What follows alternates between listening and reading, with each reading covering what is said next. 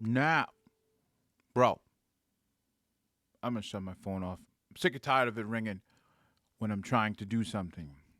Now, on a serious note, we had just discussed, and throughout the years, I have discussed and will continue to discuss issues, challenges in the industry, issues, challenges that I face as an agency owner. But we cannot just beat up on the security guards. It takes two to tango. It takes two to tango. This video will be about oh, let me wet my whistle. Will be about other agencies. Now I'm not going to sit here and attack them by name because some of them are great. Others not so much. You guys are the main problem here. One of the main problems, I should say. Keep it politically correct. There's absolutely no reason why your company suffers supervision, right? You get these contracts, all you see is money. It's a numbers game. You move on to the next one. That is what I was taught when I was coming up. Business development manager, regional manager, director of sales, vice president, branch manager. I was always taught by the security giants, the major companies that have national and international contracts, that it is a number game, a numbers game. Clients can be replaced, guards can be replaced. But that is an ass backwards way of dealing with this industry that we are in. There's absolutely no sense that you place people at a site, a body, forget about them. There's no room for advancement. There's no continuing education. There's no communicating with the client on. Now, do I talk to clients every day? No. But once in a while, I'll send them a message or I'll talk to them on Facebook because they follow our social media, right? Some people say, oh, you're going to scare people away with it. No. People are tuned in because they see and know what I'm doing, what I'm about. But back to the topic. You as an agency owner not creating a conducive environment, lacking morale, where people just show up, get a check, go home. Show up, get a check, go home. Show up, get a check, go home. That is a problem. Now, when you add in lack of supervision, right? And I don't mean just supervision yelling at people, which has to happen. You have to yell at people. You have to coach people. You have to continuously be on people to get them to go the direction of which they're being paid for. They're licensed to do so, right? It's not all about cursing, yelling, screaming. No, it's about coaching them to get to the right direction of where they need to go. But if there's no support in place there, supervision's lacking, I can tell you right now, there are people who have come to me and said that they have never seen a supervisor come to their site. That is a problem. That is a major problem, right? On the client's end, if you're contracting a company and you're not speaking to the owner or the salesperson or the operations person, the supervisor, on a somewhat consistent basis, you need to think about who you're doing business with. You may just be a number sign to them, right? And I'll get a lot of flack from this. Why is he talking like that? No, it's part of the problem. This is why people slack off at sites. They do what they want to do, right? And it gets to the point where you as the agency owner, not me, you as the agency owner, can no longer ignore it because now the client has gotten involved and the client said something needs to happen. So then what happens thereafter? Maybe they just fire people. Hey, client doesn't want you in here anymore. You're fired. Or maybe they ignore it, eventually losing the contract, right? And that's happened where we picked up work because no supervisors showed up, ever. The client needed something. Nobody ever got back to the client. they never spoke to the client since the contract was signed. Those are major issues that need to be cleaned up in this industry. If you have an asshat security guard who's consistently violate leave me alone, violating the rules and regulations, policies of the company, as well as the code of conduct that they hopefully have read or seen in the security guard training, who just don't care, who thinks it's a nice, simple side job. I can slack off here, I can get fired and go work somewhere else. That's the problem. And a lot of agency owners don't know.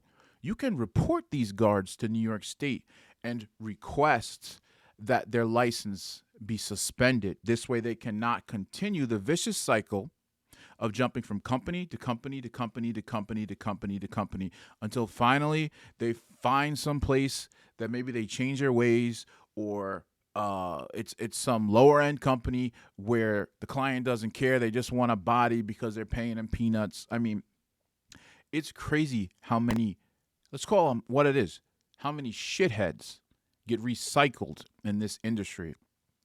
It's a vicious cycle over and over and over and over again. But that cycle has to be broken somehow. Now, I'm not saying that I'm going to break that cycle. No, that you can't just break a cycle in a year's time, not 8 years' time, right? But by continuing to put spotlight, put it in the limelight to draw attention to the issues, hopefully there will be some change eventually. But not a lot of people have the stones to sit up here and talk about the real issues in security. Nobody will have the stones to do it. You don't see anybody doing what I'm doing here. I do what I do because I'm original, genuine, and I care. And honestly, I don't give two shits what you think about me. Because at the end of the day, I know my stuff, right? Our guards know their stuff. Do your guards know their stuff?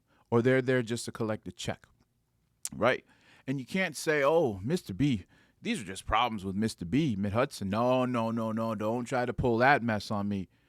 I have people embedded in every security company within a 100-mile radius of our Newburgh office.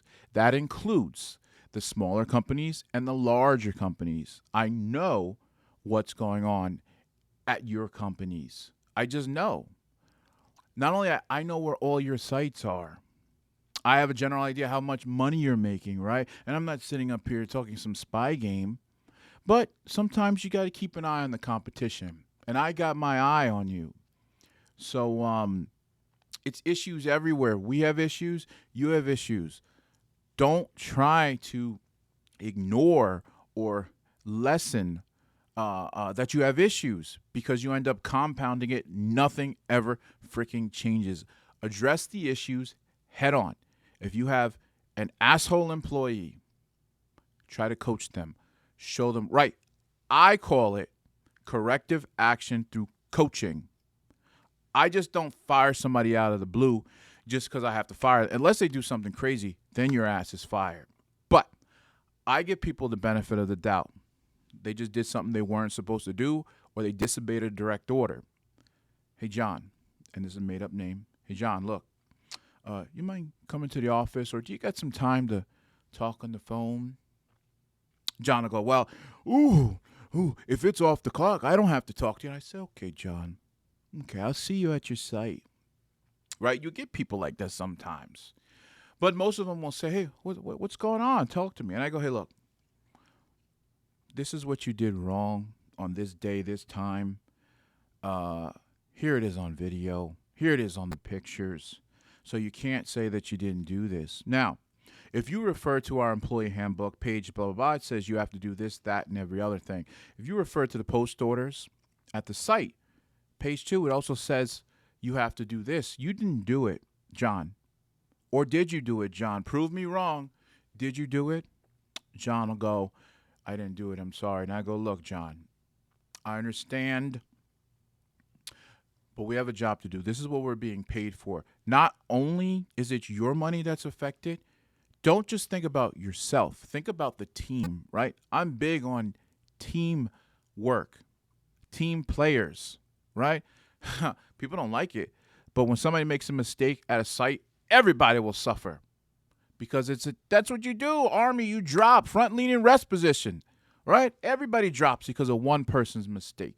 And that's that builds character. So that'll prevent people from making the same. I'm not saying I make people do push-ups. I don't. But that'll make everyone aware of what is going on so nobody makes that mistake again, right? Corrective action through coaching. And maybe if John makes the same mistake, I'll raise the temperature a little bit. Hey, John, we spoke about this on this date and time. You signed here saying that you understood this policy, John. This is the second occurrence. We can't have this happening again, John, because if it happens again, we won't have a conversation at all. All you'll see is you'll be deactivated in Slack. You'll be deactivated on the email. You'll be deactivated in the payroll, and you'll be looking at your phone knowing that you've been fired.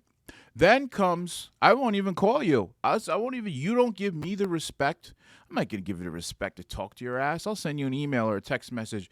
You're fired because of this, that, and every other thing. Bye. Bring our uniforms back. If you don't bring the uniform back, there'll be some action will be taken, including calling the cops and reporting my stuff stolen if it's not turned in. Don't think I haven't done that and continue to do that for people who want to be assholes on their way out because they got fired. Somehow they want to make it about me. No. It don't work that way. I'll get on the phone and make the call and have your ass locked up. So anyway, let's not go off. Let's keep pressure down here. So other companies, you got to change the way of which you're doing stuff. You got to increase your supervision. I get it. There's a lot of idiots out there, and it gets tedious to deal with it, but you have to do something before it gets to your client. You have to stay ahead of it, right? Literally, somebody told me recently, Brandon, you make more issues than the client have ever made an issue. And I said, yes, because you stay in front of it before it gets to the client or before something happens. And if something was to happen and we didn't catch it and correct it in time and it happened, that's not good. That's what supervision, active supervision is about. Oh my God, who is ring-a-tinging me again? Anyway, active supervision. Oh my, now the printer's going. What is going on today? Anyway, let us refocus and delouse here. Supervision is very important. We are, as agency owners, as security guards, we're being paid to do a job, protect life and property. We can't look at it as a numbers game, right? There's whatever the number, I think 400,000 security guards were registered in the state of New York. There's 400,000 security guards. We can replace them easily. No. Because what if you get another idiot and you do the same thing over and over and over again? It's like you have to do something. You have to take action. And I don't want to sit here up and beat up on other people, but it's the truth. I know what you got going on. You can't hide it from me. People tell me, people talk. Hell, you got people working for me telling you stuff about us. If my phone rings one more time, we're going to have an issue. So, again, be proactive in your supervision. You got idiots working for you, fix it. Coach them, right?